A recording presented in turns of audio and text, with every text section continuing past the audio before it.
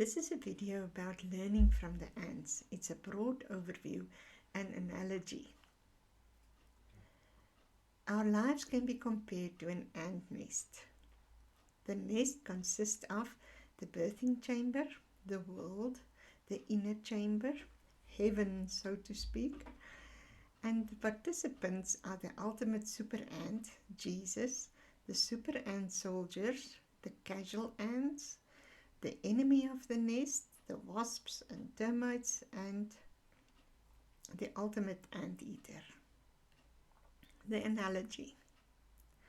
I am an ant in God's ant nest.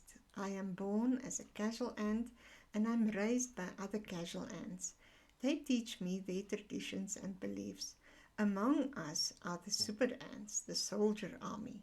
Nobody likes them because they keep on telling us to improve and try to recruit us to become super ants. But why will we do that when it's so comfortable here with all the luxuries and entertainment in the birthing chamber?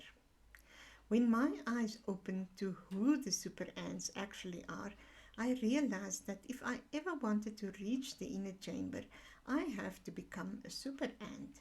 The super ants are those that warn and protect us against enemies in our midst. They improve our nest, they recruit other super ants, and it's actually because of them that the nest exists and flourish. They bring true messages from the inner chamber, but we don't know it's true because the enemy has whispered so many lies in our ears and in the ears of our parents and ancestors that we don't want to believe the super ants. In fact, many of us has joined the rebel ants who kill the super ants whenever we can. We believe that we're doing the right thing. We don't know that we were deceived by the enemy among us.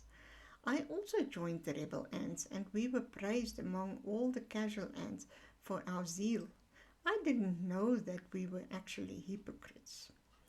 After all, we had high and mighty ministers and pastor ants who led us, and they told us that we are so good and that we will go to the inner chamber when we die.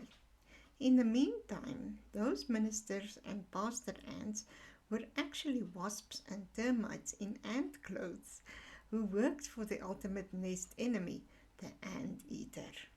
But we didn't recognize them as enemies because they told us how good we were and kept us busy with all sorts of duties, and it was so much fun in the birthing chamber. Can you believe we actually paid them our hard-earned money to keep telling us these lies? We didn't know that we will never end up in the inner chamber and we'll be told by the ultimate super ant that he didn't know us, even though we thought we did all our duties for him. One day, miraculously, I started listening to a super ant and he convinced me through hard evidence and logic that I need to become a super ant if I want to go to the inner chamber, and that this was the only way. The journey to become a super ant is not easy. You have to join the army, go for training, become a moral ant. There's tests and lessons, sufferings and pain, and the chance of being killed by casual ants.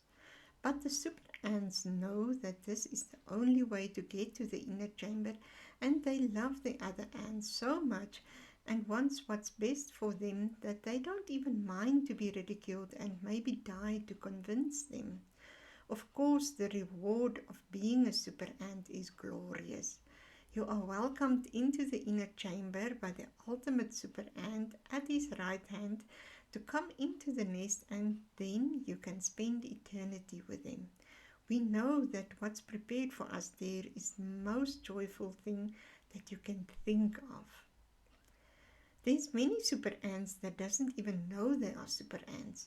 They just think they are different. They don't believe in the ultimate super ant, but they model their life as he is. They do so much good for the benefit of the colony. They do their best and they are far superior to the casual ants.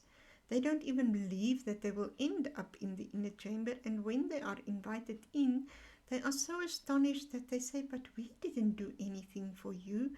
And he says to them, If you had done it for the least of these ants, you have done it for me. Wow. Everything the super ants do is for the benefit of the colony. The ultimate super ant was once killed to save the nest. He was the first super ant that could walk the way to the inner chamber. And he helps everyone who wants to follow as he did. The casual ants don't know that they are being deceived, but it's their choice to listen to the super ants or not. No one can force them to listen. To become a super ant, you must improve yourself to do everything for the benefit of the nest. You will have you will have the help of the super ant army to support you all the way, but you must make the decision to become a super ant and then put in the effort to actually do it. And to live for the benefit of the colony is so much more rewarding than to just live for yourself, because the knowledge that you're doing it for others give you the motivation to do it. This analogy can go on forever. What is my role to warn the casual ants? How can I do it best that they will listen and be convinced? Improving myself to become a super ant starts right where I am and with what I can do now. Now I can pick up one grain of sand, tomorrow two, and one day I can carry a ton. All I have to do is concentrate on the best that I can do every second for the good of the colony. Every painful effort, every sacrifice, every weakness I overcome, every time I load more weights, every micro positive change in my ant life is a step in the right direction. It's like when you get into the aeroplane and the stewardess explains the emergency procedures. You first have to help yourself so that you know how to help the ant next to you.